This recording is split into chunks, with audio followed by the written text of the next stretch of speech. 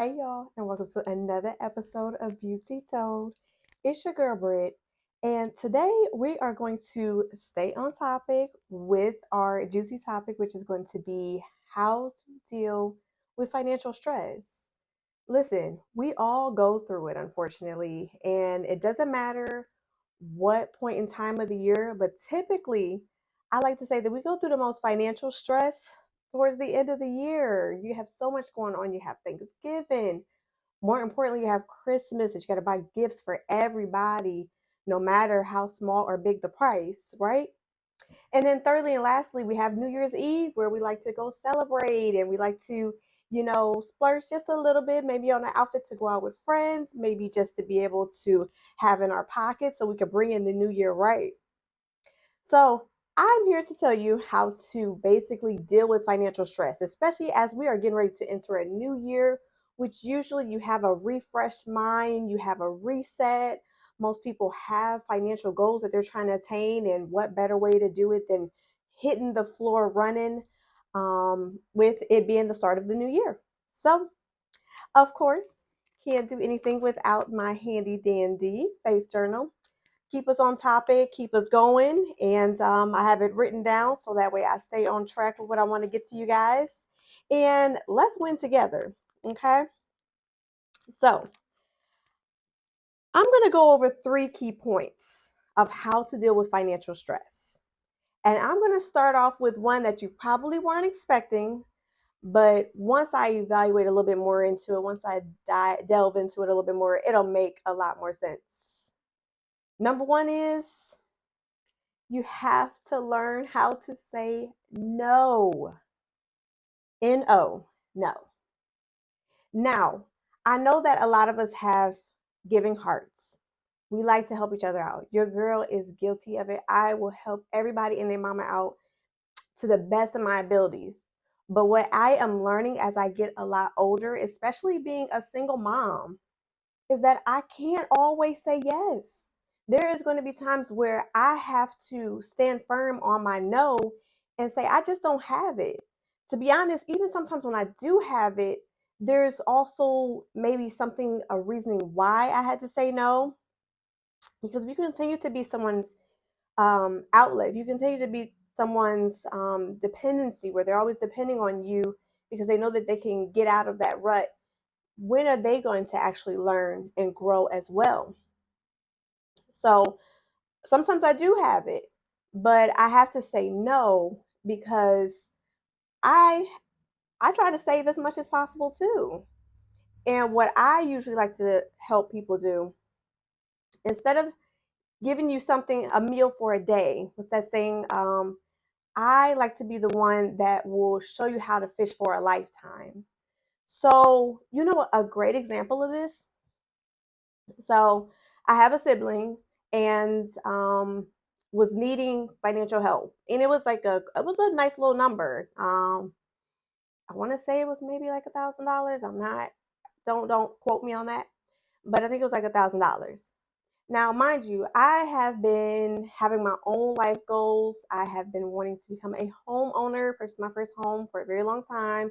So I tend to have a strategic way that I save and have, a certain amount that I have in my account so that way I can continue to build up and reach that goal.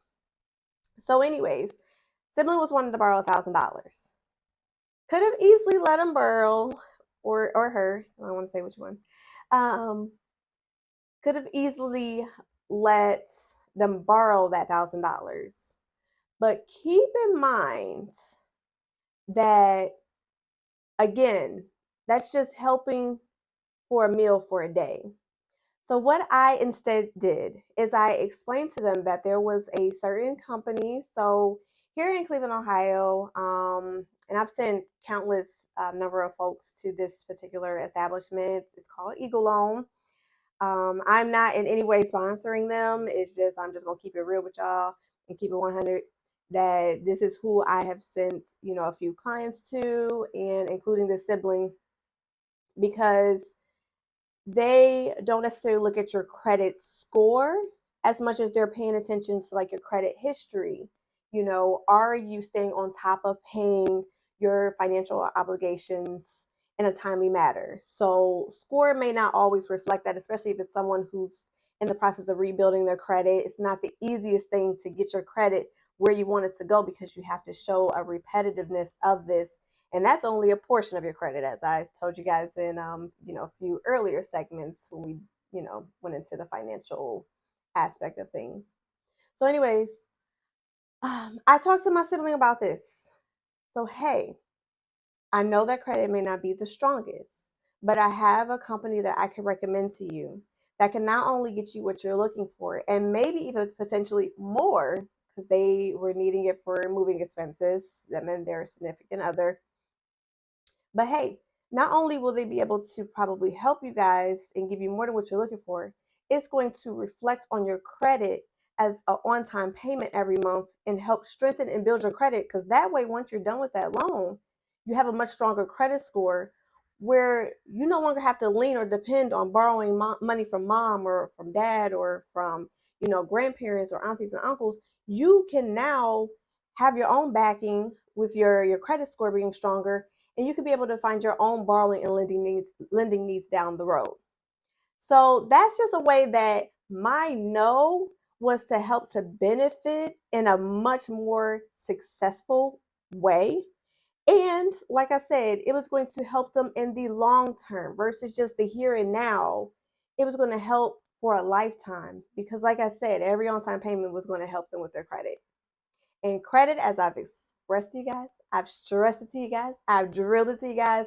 Credit is so, so, so important. I really honestly think that credit may be more important than having capital, to be honest.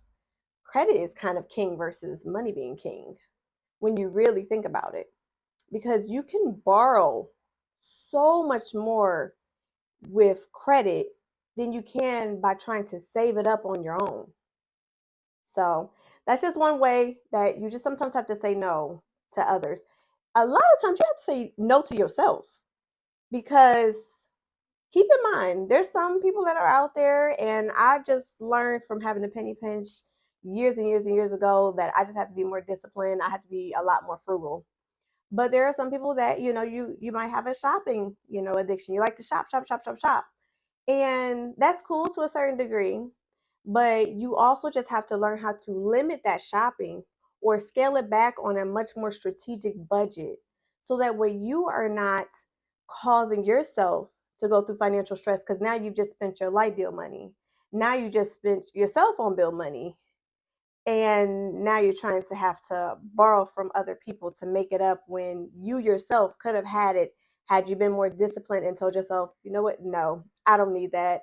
Or if I really want that, let me put in the overtime at work to get it.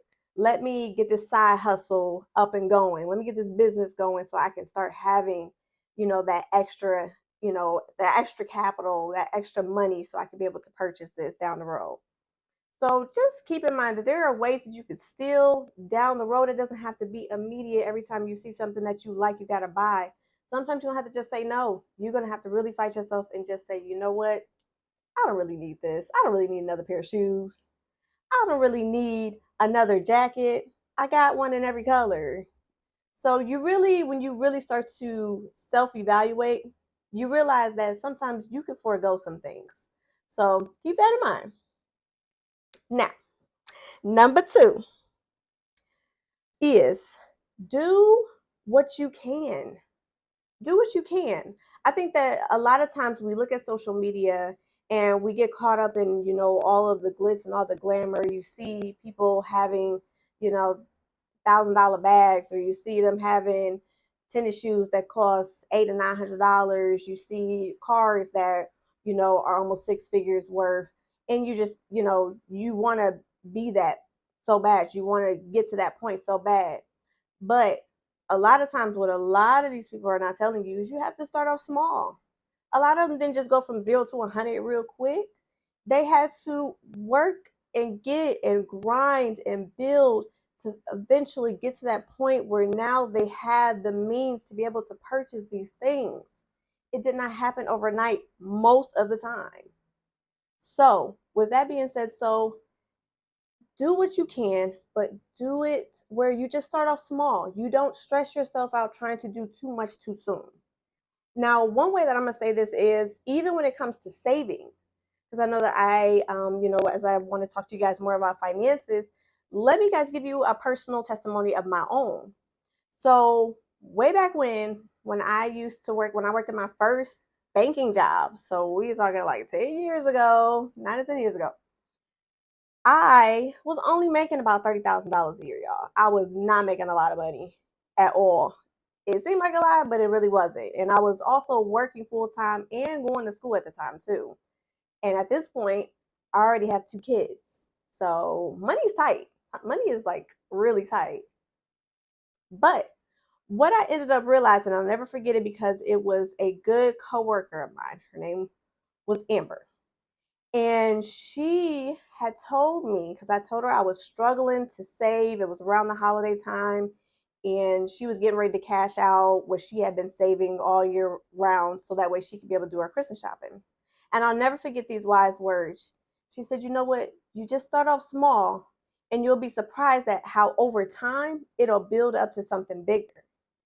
And she wasn't kidding. So what I decided to do is every paycheck, I decided to take $25. So whether it meant I had to sacrifice a few lunches and maybe pack a lunch instead of buying, if it meant that sometimes I maybe had to forego lunch, I don't know. I had to kind of substitute where I needed to make this happen. But every check, which I was getting paid bi-weekly, I was taking $25 and put it in a savings account. And that had to remain as an untouchable fund. I had to act like it didn't exist, even though it was right in my face every time I checked my bank account. You know, we got online banking, so how can you not see it? But it was just that's where I started to build the discipline to say it's not there. I'm gonna have to figure out what I can with what I have, and that's the end of the story. There's no buts. There's no maybes. I just take a little bit and put it back. Untouchable. It became an untouchable fund. And before I knew it, that $25 every 2 weeks, I'm building. Now I'm seeing 100. Now I'm seeing 200. Now I'm seeing 300. Guys, before I realized it, I was able to not only continue to keep building my savings, but after a while I realized, you know what? I could probably put a little bit more. So I upped it by another $10 before I knew it. I think before the end of the year. And I'm like, you know what? I'm going to throw $10 more. So now it's $35 a check. Boom, boom, boom. The importance was start off small. It don't have to be a large sum of money. It sounds great. Let's say if I had decided to want to start off large first and like, you know what? I just got my income tax money. I'm about to throw I'm about to throw it all over there. Screw it. Or I'm about to put 4,000 of it into the savings account. But if you start off too big without having the right budget, so you know how much you still need to allocate towards other things, before you know it, you're dipping out of there, dipping out of there, dipping out of there. And it started off big. And now by the time you get to the end of the year, it's dwindled down to nothing because you started off too strong without having the discipline and the mindset of it's got to be in an untouchable fund. It's got to be. Otherwise, what's the point in saving if it's just going to be optional? So it can't be an option. You got to make this work, y'all. And again, that was my way of just starting off small, and I was able to tackle that savings goal. And before I know it, it built in me a habit. It built in me the pattern that I needed to cause myself to be so disciplined that before I knew it, as years go on, I could start putting over more and more and more to the point where now it's like, okay, I could throw 100 in the savings this paycheck. I can throw 150 in that savings account and not have to touch it. So again, start off small, and before you know it, it'll build something in you that you didn't even know you possessed. So yeah, and start off small when it comes to your debt. hmm Guys, I have like maybe 4 or 5 credit cards that I kind of use, and I really don't use them all, to be honest with you. I probably only have 2 major ones that I use off and on, you know. And what I ended up realizing, it was a lot easier for me to tackle the credit cards with the smallest amount that is owed than trying to go after the big beast that may have been, maybe a couple thousand. It was better to start off with the one that just had maybe a couple hundred that I owed. Knock that out. Let me move on to this one. This one might be 700 or 800. I just got done Christmas shopping. Let me go ahead. Boom. Let me start knocking that one down. Start off small, even with your debts, to go along with small to start increasing your savings. And before you know it, that scale is going to tip. Before you know it, your assets is going to be more than the liabilities. You just have to work it and work it and continue to work it. And like I said, it's really a mindset shift, y'all, especially as we go into 2024. We're going into a new year. We have to set the focus. We have to set our minds on a different perspective, or otherwise, it's just going to be repeated behavior regardless of a new year or not. So, ladies and gents, beauties and gents, excuse me, let's get it together. Let's do it together. Let's rock this out. Let's make this the best year coming up of our lives. Let's start knocking out goals and really just having something to talk about, really having something to spread the word about. Because again, I'm not sharing all this information for nothing. My hopes is that someone is going to have a takeaway from this and be able to help bless somebody else with the same information that may be struggling in these areas. And we just continue to keep it moving. Before you know it, everybody doing it. It becomes the newest trend. So, and guys, thirdly and lastly, is continue to educate yourself. Continue to educate yourself. A lot of times we kind of get caught up in scrolling in social media. I am guilty of it. Y'all are not by yourself. I sometimes find myself kind of scrolling on, Instagram. I may have a few minutes to spare where I could just kind of do that. 10 minutes turn to 15 minutes, 15 minutes turn to 20. Y'all know how it goes. And before you know it, you're kind of getting sucked in. Why not we still use that same time that we clearly had to spare, and why don't use it to educate and further expand our minds, further advance our knowledge of things? So what I started catching myself doing when I get to scrolling too much, you know what? Let me figure out something that's going to help me better my life. Let me start looking into credit building, what more I can do. Let me learn how to knock out my student loans a lot quicker. Let me figure out a way to better my channel. How can I better the creativity? How can I better the topics? How can I better, even down to the videography of it? Like, sorry, y'all, my phone ran out of storage space. What I just talking about videography is one of the things I need to perfect. So I'm gonna have to save up budget wise and get me a camera because I cannot believe that just happened. Please excuse me, guys.